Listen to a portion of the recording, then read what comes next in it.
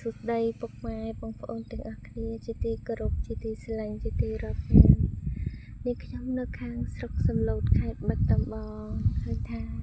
នៅខាងនេះខ្ញុំស្ងប់ស្ងាត់សុខសុវត្ថិភាពល្អទេហើយចុះនៅខាងពុកម៉ែបងប្អូនវិញយ៉ាងណាដែរសុខទុក្ខយ៉ាងណាដែរហើយក៏សូមអធិស្ឋានផងណានាងខ្ញុំផុសតែពីសកម្មភាពដដែលព្រោះអីនាងខ្ញុំកូនអ្នកចំការអញ្ចឹងសកម្មភាពមានតែផុសពីដំណាំនិងមកធ្វើចំការហើយក៏សូមគោរពជូនពរពុកម៉ែបងប្អូននៅតាមបណ្ដាស្រុកខេត្តនានាសូមឲ្យជួបតែសុខសុវត្ថិភាពល្អសំណាងល្អទាំងអស់គ្រប់គ្នា